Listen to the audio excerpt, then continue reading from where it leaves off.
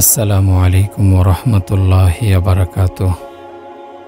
প্রিয় দর্শক বন্ধুরা, আশা করি আল্লাহ পাকের অশেষ মেহেরবানিতে আপনারা সকলে ভালো আছেন। আহলে সুন্নাত ওয়াল জামাতের আকীদা মতে কবর আযাব সত্য। পূর্ণ কর্মশীল মুমিনরা কবরে যেমন আরামে খুশির সাথে থাকে, কিয়ামত পর্যন্ত তেমনি থাকবে। এমনিভাবে কাফের বদকারদের কবরে আযাব হয়। এসব বিষয় প্রমাণিত সত্য। এক ইহুদি মহিলা হযরত আয়েশা রাদিয়াল্লাহু আনহার কাছে এসে তার সামনে কবর আযাবের কথা উল্লেখ করে বলল, আযাল্লাহু মিন আযাবিল কবরি, আল্লাহ তোমাকে কবর আযাব থেকে রক্ষা করুন। এ বিষয়ে আয়েশা রাদিয়াল্লাহু আনহা হুজুর সাল্লাল্লাহু আলাইহি ওয়াসাল্লামকে জিজ্ঞাসা করলে তিনি বলেন, নাম আযাবাল কবরি হাক্কুন, হ্যাঁ, কবর আযাব সত্য। হযরত আয়েশা রাদিয়াল্লাহু আনহা বলেন, এরপর রাসূলুল্লাহ সাল্লাল্লাহু আলাইহি ওয়াসাল্লাম যখনই নামাজ পড়তেন তখনই কবর আযাব থেকে পানাহ চাইত। হযরত ওসমান রাদিয়াল্লাহু আনহু যখন কোনো কবরের পাশে দাঁড়াতেন তখন এমন বেশি ক্রন্দন করতেন যে তার দাড়ি মোবারক ভিজে যেত। তাকে জিজ্ঞাসা করা হলো, আপনি জান্নাত জাহান্নামের বর্ণনা শুনে কাঁদেন না, কিন্তু কবরের বর্ণনা শুনে এত বেশি কাঁদেন কেন?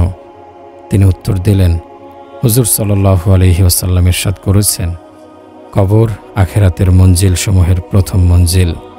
সুতরাং যদি প্রথম মঞ্জিল থেকে মুক্তি পাওয়া যায় তাহলে পরবর্তী মঞ্জিলগুলো সহজ হয়ে যাবে, তা না হলে দ্বিতীয় মঞ্জিলগুলো আরও ভয়াবহ হবে। কবরে আযাব সম্পর্কে আগে কিছু বয়ান করা হয়েছে, সামনে আরও কিছু করা হচ্ছে। হযরত আবু সাঈদ রাদিয়াল্লাহু আনহু বর্ণনা করেন, রাসূলুল্লাহ সাল্লাল্লাহু আলাইহি ওয়াসাল্লাম ইরশাদ করেন, কবরে কাফেরদের জন্য ৯৯টি অজগর সাপ নির্দিষ্ট করে দেয়া হয়, যেগুলো তাদের কিয়ামত পর্যন্ত দংশন করতে থাকবে। সেগুলোর বিষ এত মারাত্মক, যদি সেগুলোর একটি পৃথিবীর মধ্যে নিঃশ্বাস ছাড়ে তাহলে এখানে কোনো সবুজ ঘাস জন্মাবে না। হুজুর সাল্লাল্লাহু আলাইহি ওয়াসাল্লামের এই হাদিস সহজে উপলব্ধি করা যায় আজকের যুদ্ধাস্ত্র, দুনিয়ার অ্যাটম বোমা, রাসায়নিক বোমা ইত্যাদি দেখে। হযরত বারা বিন আজিব রাদিয়াল্লাহু আনহু বর্ণনা করেন, রাসূলুল্লাহ সাল্লাল্লাহু আলাইহি ওয়াসাল্লাম ইরশাদ করেছেন, যখন কাফের কবরে জবাব দিতে থাকে, হায় হায় আমার জানা নেই, তখন আসমান থেকে এক আহ্বানকারী আওয়াজ দেয়, সে মিথ্যা বলছে, তার নিচে আগুনের বিছানা বিছিয়ে দাও এবং তাকে আগুনের পরিধেয় পরিয়ে দাও, তার জন্য দোজখের একটি দরজা খুলে দাও। সুতরাং দরজা খুলে দেয়া হয়, যা দিয়ে দোজখের উত্তপ্ত লু হাওয়া আসতে থাকে। তার কবর এত সংকীর্ণ করে দেয়া হয় যে একদিকের হাড় অন্যদিকে চলে যায়। অতঃপর তাকে শাস্তি দেওয়ার জন্য এমন একজন আযাবদানকারী ফেরেশতা দেয়া হয়, যিনি কানেও শোনেন না, চোখেও দেখেন না। তার কাছে এমন একটি লৌহদণ্ড থাকবে, যদি তা কোনো পাহাড়ের ওপর মারা হয় তাহলে পাহাড়ও ধূলিসাৎ হয়ে যাবে। সে লৌহদণ্ড মারার আওয়াজ জিন ইনসান ব্যতীত পূর্ব পশ্চিমের সকল সৃষ্ট জীব শুনতে পায়। একবার মারলে সে কাফের মাটির সাথে মিশে যায়, তারপর তাকে আবার জীবন্ত করে তোলা হয়। বুখারী ও মুসলিম শরীফের এক বর্ণনায় আছে, উক্ত লৌহদণ্ডের প্রহারের আঘাতে সে কাফের এত জোরে চিৎকার দেয়, মানুষ ও জিন ব্যতীত তার নিকটস্থ সবকিছুই এ চিৎকার শুনতে পায়। এখানে প্রশ্ন হলো, মানুষ ও জিনকে কেন মাইয়েতের সে চিৎকার শুনতে দেয়া হয় না? এর উত্তর হলো, মানুষ ও জিন জাতির মাঝে কবর জগৎ বা আলমে বরজখের কোনো মাধ্যম নেই। কিন্তু যদি মানুষ ও জিনকে কবরের সে ভয়াবহ আওয়াজ, চিৎকার হাজারি শোনানো বা দেখানো হতো তাহলে সকলেই ঈমান গ্রহণ করত এবং নেক আমল শুরু করে দিত। বস্তুত আল্লাহর কাছে ঈমান বিল গায়েবী না দেখে ঈমান গ্রহণযোগ্য। শুধু রাসূলুল্লাহ সাল্লাল্লাহু আলাইহি ওয়াসাল্লামের কথা শুনে বুঝে আসুক বা না আসুক, তা মেনে নেয়াকেই ঈমান বলা হয়েছে। যেমন আল্লাহ তাআলা ইরশাদ করেন, ইন্নাল্লাযীনা ইয়াখশাউনা রাব্বাহুম বিল গায়বি লাহুম মাগফিরাতুন ওয়া আজরুন কাবীর, নিশ্চয়ই যারা তাদের রবকে না দেখে ভয় করে তাদের জন্য রয়েছে মাগফিরাত এবং বড় প্রতিদান। যদি জান্নাত, জাহান্নাম এবং আলমে বরজখের অবস্থা দেখিয়ে দেয়া হয় তাহলে তো আর ঈমান বিল গায়েব হবে না, তখন সবাই সবকিছু মেনে নিয়ে মুমিন হয়ে যাবে। কিন্তু আল্লাহ তাআলার কাছে এমন ঈমান গ্রহণযোগ্য নয়। এজন্য মৃত্যুর সময় ঈমান আনলে তা গ্রহণযোগ্য হয় না, কেননা মৃত্যু পথযাত্রী সে সময় আযাবের ফেরেশতা দেখতে পায়। আল্লাহ বলেন, ফালাম ইয়াকু ইয়ানফাউহুম ঈমানুহুম লাম্মা রাআউ বা'সানা। তাদের ঈমান কোনো উপকারে আসবে না যখন তারা আমার আযাব স্বচক্ষে দেখতে পাবে। যখন কিয়ামত সংঘটিত হবে এবং জান্নাত জাহান্নাম স্বচক্ষে দেখবে, তখন সকলে ঈমান আনবে। রাসূলুল্লাহ সাল্লাল্লাহু আলাইহি ওয়াসাল্লামের কথা মেনে নেবে, কিন্তু সে সময় ঈমান আনায় কোনো লাভ হবে না এবং তা গ্রহণযোগ্যও হবে না। মানুষকে কবরের আযাব না দেখানো এবং না শোনানোর মধ্যে এ রহস্যও থাকতে পারে। যদি মানুষ আযাব দেখে বা শোনে, তাহলে তা সহ্য করতে পারবে না। যেমন হযরত আবু সাঈদ রাদিয়াল্লাহু আনহু বর্ণনা করেন, রাসূলুল্লাহ সাল্লাল্লাহু আলাইহি ওয়াসাল্লাম ইরশাদ করেছেন, নাফরমান ব্যক্তির লাশ যখন মানুষ কাঁধে উঠিয়ে চলতে থাকে, তখন সে বলে, হায় আমার ধ্বংস, তোমরা আমাকে কোথায় নিয়ে যাচ্ছ? তার আওয়াজ মানুষ ও জিন ছাড়া প্রত্যেক প্রাণী শুনতে পায়। যদি মানুষ শুনতে পেত, তাহলে তারা জ্ঞানশূন্য হয়ে পড়ত। অবশ্য মহান আল্লাহ তাআলা তার হাবিব রাসূলুল্লাহ সাল্লাল্লাহু আলাইহি ওয়াসাল্লামকে আলমে বরজখের কথা শুধু শোনাননি, বরং দেখিয়ে দিয়েছেন এবং তাকে তা বরদাস্ত করার মতো ক্ষমতাও দান করেছিলেন। তাই তিনি দোজখের ভয়াবহ দৃশ্য দেখেও হাসি খুশির কথা বলতেন। সাহাবায়ে কেরামদের সাথে ওঠা বসা করতেন, খাওয়া দাওয়াও করতেন। কোনো পরিবর্তন তার মধ্যে পরিলক্ষিত হয়নি। হযরত আবু আইয়ুব আনসারী রাদিয়াল্লাহু আনহু বর্ণনা করেন, রাসূলুল্লাহ সাল্লাল্লাহু আলাইহি ওয়াসাল্লাম একবার সূর্য ডোবার পর মদিনা মুনাওয়ারার বাইরে গেলেন। এ সময় তিনি এক বিকট আওয়াজ শুনতে পান। তা শুনে তিনি ইরশাদ করলেন, কবরে ইহুদীদের আযাব দেয়া হচ্ছে। হযরত যায়েদ বিন সাবিত রাদিয়াল্লাহু আনহু বলেন, একদা রাসূলুল্লাহ সাল্লাল্লাহু আলাইহি ওয়াসাল্লাম খচ্চরের পিঠে সওয়ার হয়ে নাজ্জার গোত্রের এক বাগানের মধ্য দিয়ে যাচ্ছিলেন। আমরা তার সাথে ছিলাম। হঠাৎ করে হুজুর সাল্লাল্লাহু আলাইহি ওয়াসাল্লামের বাহন খচ্চরটি লাফ দিয়ে ওঠে। সেটি এত জোরে লাফ দিচ্ছিল যে আমরা ভয় পাচ্ছিলাম তাকে পিঠ থেকে ফেলেই দেয় কিনা। সেখানে ৫-৬টি কবর ছিল। তিনি আমাদের নিকট জানতে চাইলেন আমরা কেউ এ কবরবাসীদের চিনি কিনা। আমাদের একজন আরজ করলেন, আমি চিনি। হুজুর সাল্লাল্লাহু আলাইহি ওয়াসাল্লাম তাকে জিজ্ঞাসা করলেন, সে কবে মারা গেছে? সে উত্তর দিল, জাহিলি যুগে মারা গেছে। হুজুর সাল্লাল্লাহু আলাইহি ওয়াসাল্লাম বললেন, মানুষকে কবরে আযাব দেয়া হয়। যদি আমার ভয় না হতো তোমরা মৃতদের কবরে দাফন করা ছেড়ে দেবে, তাহলে আমি অবশ্যই আল্লাহর কাছে দোয়া করে তোমাদের কবর আযাবের কিছু অংশ শুনিয়ে দিতাম, যেমন আমি শুনছি। হযরত ইবনে আব্বাস রাদিয়াল্লাহু আনহু বর্ণনা করেন, একদা রাসূলুল্লাহ সাল্লাল্লাহু আলাইহি ওয়াসাল্লাম 2টি কবর অতিক্রম করছিলেন। তিনি এ সময় ইরশাদ করেন, এই কবর দুটিতে আযাব হচ্ছে, কিন্তু তাদের কবর আযাব বড় কোনো গুনাহের কারণে হচ্ছে না। যে কারণে তাদের আযাব হচ্ছে সে কাজ তারা না করলেও পারত। তারপর হুজুর সাল্লাল্লাহু আলাইহি ওয়াসাল্লাম তাদের গুনাহের ব্যাখ্যা করেন, এ দুজনের একজন পেশাব করার সময় পর্দা করত না। অন্য এক বর্ণনায় আছে পেশাব করে সঠিকভাবে পবিত্র হতো না। অন্যজন গীবত পরদোষ চর্চা করত। অতঃপর হুজুর সাল্লাল্লাহু আলাইহি ওয়াসাল্লাম একটি তাজা ডাল নিয়ে তা 2 ভাগ করে 2 কবরে গেড়ে দেন। সাহাবায়ে কেরাম আরজ করলেন, ইয়া রাসূলুল্লাহ সাল্লাল্লাহু আলাইহি ওয়াসাল্লাম, এমন করলেন কেন? তিনি ইরশাদ করলেন, হয়তোবা এই ডাল শুকানো পর্যন্ত তাদের আযাব সহজ হবে।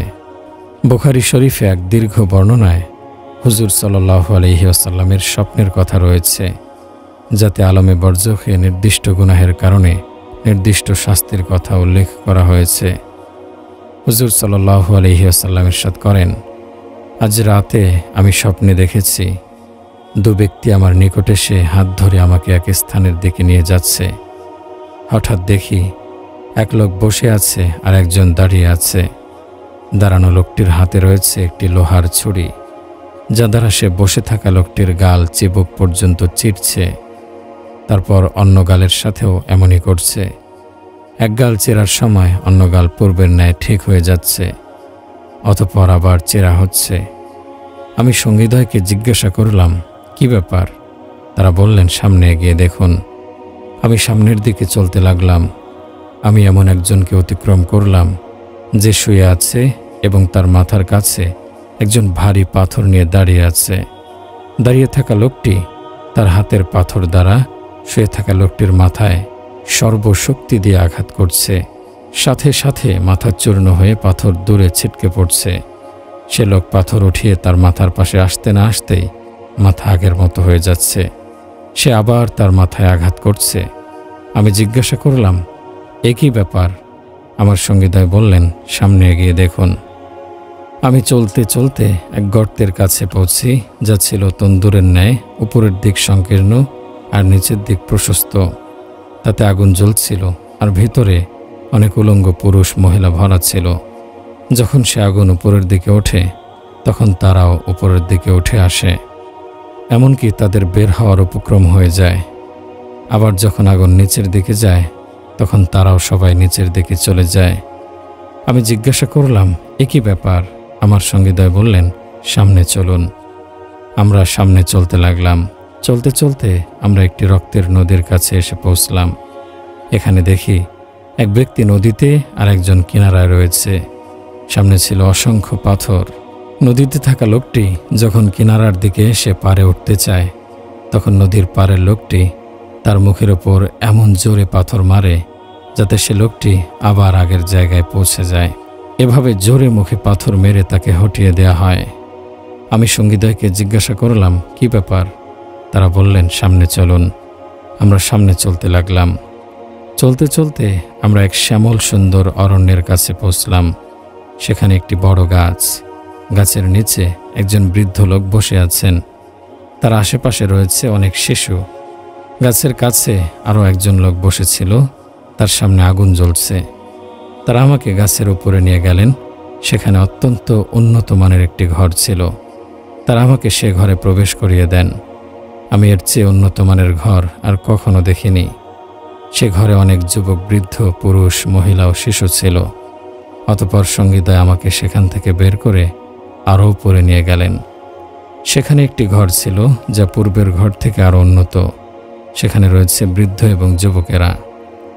আমি আমার সঙ্গীদ্বয়কে বললাম, আপনারা আমাকে রাতভর ঘোরালেন, এখন বলুন এসব কী ছিল যা আমি এ পর্যন্ত দেখে এসেছি। তারা বললেন, আপনি প্রথমে যে দেখেছিলেন এক লোকের গাল চেরা হচ্ছে, সে মিথ্যাবাদী। সে মিথ্যা বক্তব্য দিত আর সে বক্তব্য সর্বত্র প্রসিদ্ধ হয়ে যেত। তার সাথে কিয়ামত পর্যন্ত এমন আচরণই হবে যা আপনি দেখেছেন। আর যার মাথা পাথর দিয়ে চূর্ণ করা হচ্ছে দেখেছেন, তাকে আল্লাহ তাআলা কোরআনের এলেম দিয়েছিলেন। সে রাত্রে অলসভাবে শুয়ে থাকত, দিনেও কোরআনের আমল করত না। কিয়ামত পর্যন্ত তার সাথে এমন ব্যবহারই করা হবে। আর যাদের আগুনে জ্বলতে দেখেছেন তারা গুনাহগার, ব্যভিচারী পুরুষ, নারী।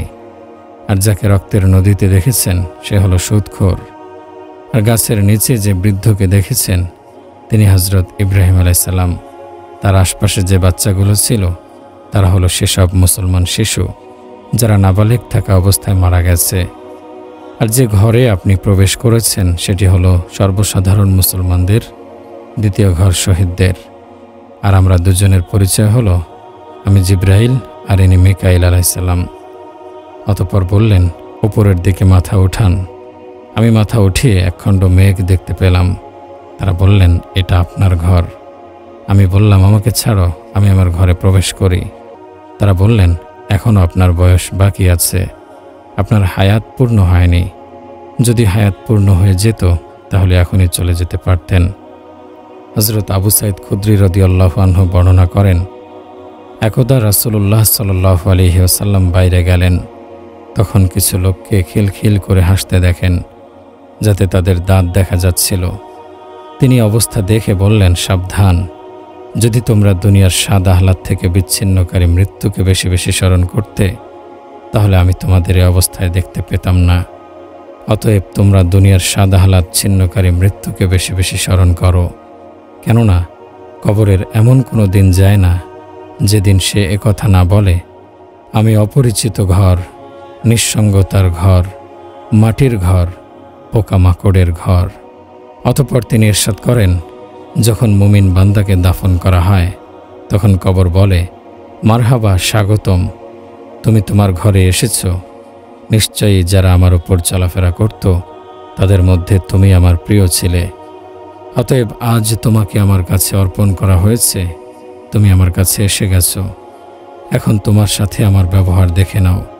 অতঃপর চোখের দৃষ্টি যতদূর পর্যন্ত পৌঁছে ততদূর পর্যন্ত তার কবর প্রশস্ত হয়ে যায় এবং তার জন্য জান্নাতের একটি দরজা খুলে দেয়া হয়।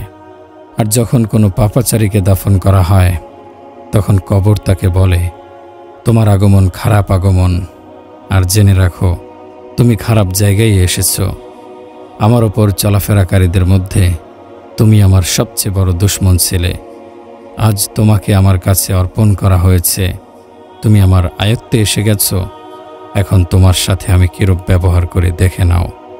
তারপর কবর তাকে এমনভাবে চাপ দেয় যে ডান পাশের হাড় বাম পাশের হাড়ের ভিতর ঢুকে যায়।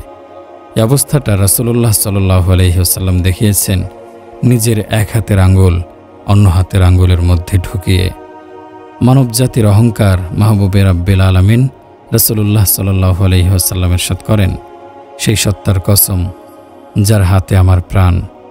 যখন মৃতকে কবরে দাফন করে লোকজন চলে যেতে থাকে তখন সে তাদের পায়ের জুতার আওয়াজ শুনতে পায়। যদি সে মুমিন হয় তাহলে নামাজ তার মাথার দিকে এবং রোজা ডান পাশে দাঁড়ায়, জাকাত বাম পাশে এবং নফল আমল যথা সদকা, নফল নামাজ, দান খায়রাত, কল্যাণকর কাজের সওয়াব ইত্যাদি পায়ের দিকে এসে দাঁড়ায়। যদি মাথার দিক থেকে আযাব আসে তাহলে নামাজ বলে, আমার দিকে স্থান হবে না, তখন আযাব ডান পাশ দিয়ে আসতে চায়। এবার রোজা বলে, আমার দিকে স্থান হবে না। অতঃপর যখন পায়ের দিক থেকে আসতে চায় তখন নফল আমল, নফল সদকা, দান খয়রাত বলে, আমার দিক থেকেও কোনো স্থান হবে না। হযরত আব্দুল্লাহ ইবনে আব্বাস রাদিয়াল্লাহু আনহু থেকে বর্ণিত, হুজুর সাল্লাল্লাহু আলাইহি ওয়াসাল্লামের একজন সাহাবী একবার একটি কবরের ওপর তাঁবু টানিয়েছিলেন। সেখানে যে কবর এ কথা তিনি জানতেন না। তিনি তাঁবুতে বসে আছেন, হঠাৎ শুনতে পান সেখানে এক লোক সূরা তাবারাকাল্লাযী বিয়াদিহিল মুলক পড়ছেন। পড়তে পড়তে তিনি পুরো সূরা তেলাওয়াত করে শেষ করেন। এ ঘটনা সে সাহাবী হুজুর সাল্লাল্লাহু আলাইহি ওয়াসাল্লামের খিদমতে পেশ করলেন। তিনি ইরশাদ করেন, এ সূরা কবর আযাব প্রতিরোধকারী এবং সূরা তার তেলাওয়াতকারীকে আল্লাহর আযাব থেকে বাঁচিয়ে রাখবে। তবেই হযরত খালিদ ইবনে মাদান রাদিয়াল্লাহু আনহু সূরা তাবারাকাল্লাযী বিয়াদিহিল মুলক এবং সূরা আলিফ লাম মিম সাজদা সম্পর্কে ইরশাদ করেন, এই দুটি সূরা তাদের তেলাওয়াতকারীর জন্য কবরে আল্লাহর সাথে ঝগড়া করবে। এক সূরা বলবে, হে আল্লাহ, আমি যদি তোমার কিতাবের অংশ হই তাহলে এর ব্যাপারে আমার সুপারিশ কবুল করো, আর যদি আমি তোমার কিতাবের অংশ না হই তাহলে তোমার কিতাব থেকে উঠিয়ে দাও। তিনি এও ইরশাদ করেন, পাখি যেভাবে নিজের বাচ্চাদের ডানা দিয়ে আগলে রাখে তেমনি এ সূরাদ্বয় কবর আযাব থেকে তাদের তেলাওয়াতকারীকে হেফাজত করবে। এ সূরাদ্বয়ের তেলাওয়াতকারীকে আযাব থেকে রক্ষা করার অনেক ক্ষমতা আছে। যেমন হাদিস থেকে বোঝা যায়, হুজুর সাল্লাল্লাহু আলাইহি ওয়াসাল্লাম কোনোদিন এ সূরাদ্বয় না পড়ে শয়ন করতেন না। যেমনইভাবে সূরা আলিফ লাম মিম সাজদা এবং সূরা মুলক কবর আযাব থেকে রক্ষা করে, ঠিক তেমনি চগলখড়ি এবং পেশাব থেকে পবিত্রতা অর্জনে অসতর্কতায় শাস্তি কঠোর হয়ে থাকে। হযরত সুলাইমান বিন সুরাদ রাদিয়াল্লাহু আনহু বর্ণনা করেন, হুজুর সাল্লাল্লাহু আলাইহি ওয়াসাল্লাম ইরশাদ করেছেন, যাকে তার পেটের অসুখ হত্যা করেছে তাকে কবর আযাব দেয়া হবে না। পেটের অসুখ যাই হোক, যদি সেটা মৃত্যুর কারণ হয় তবে কবর আযাব হবে না। হাদিস শরীফে আরও কিছু কারণ বলা হয়েছে, যেমন বিরতিহীনভাবে পিপাসার ব্যাধি, কলেরা ও পেটের ব্যথা ইত্যাদি। হযরত আব্দুল্লাহ ইবনে ওমর রাদিয়াল্লাহু আনহু বর্ণনা করেন, রাসূলুল্লাহ সাল্লাল্লাহু আলাইহি ওয়াসাল্লাম ইরশাদ করেছেন, যে মুসলমান জুমার দিনে বা জুমার রাতে মৃত্যুবরণ করে আল্লাহ তাআলা তাকে কবরের ফিতনা থেকে রক্ষা করবেন। হযরত আনাস বিন মালিক রাদিয়াল্লাহু আনহু বর্ণনা করেন, হুজুর সাল্লাল্লাহু আলাইহি ওয়াসাল্লাম ইরশাদ করেছেন, নিঃসন্দেহে রমজান মাসে কবরবাসীদের থেকে আযাব উঠিয়ে নেওয়া হয়। হযরত আবু হুরায়রা রাদিয়াল্লাহু আনহু বর্ণনা করেন, রাসূলুল্লাহ সাল্লাল্লাহু আলাইহি ওয়াসাল্লাম ইরশাদ করেছেন, যে ব্যক্তি অসুস্থ হয়ে মারা যায় তার শহীদে মৃত্যু হয়, তাকে কবর আযাব থেকে মুক্তি দেয়া হয় এবং সে সকাল সন্ধ্যা বেহেশত থেকে রিজিক পায়। হযরত মিকদাম ইবনে মাদি কারেব রাদিয়াল্লাহু আনহু থেকে বর্ণিত, রাসূলুল্লাহ সাল্লাল্লাহু আলাইহি ওয়াসাল্লাম ইরশাদ করেন, আল্লাহর নিকট শহীদদের জন্য 6টি পুরস্কার রয়েছে। 1, রক্তের প্রথম ফোঁটা গড়িয়ে পড়ার সাথে সাথেই তার শাহাদাত কবুল করে নেওয়া হয় এবং তাকে জান্নাতে যে স্থানে দেয়া হবে সেটা দেখিয়ে দেয়া হয়। 2, তাকে কবর আযাব মুক্ত করে দেয়া হয়। 3, তাকে কঠিন ভীতি থেকে মুক্তি দেয়া হয়, যা সিংহা ফুঁক দেওয়ার সময় লোকদের হবে। 4, তার মাথায় সম্মানের মুকুট পরিয়ে দেয়া হয়, যে মুকুটের এক একটি ইয়াকুত পাথরের মূল্য দুনিয়া ও দুনিয়ার মাঝে যা কিছু আছে তার সব কিছুর চেয়েও বেশি। 5, তার বিনোদনের জন্য 72 জন হুর দেয়া হবে। 6, 70 জন নিকট আত্মীয়ের ব্যাপারে তার সুপারিশ কবুল করা হবে।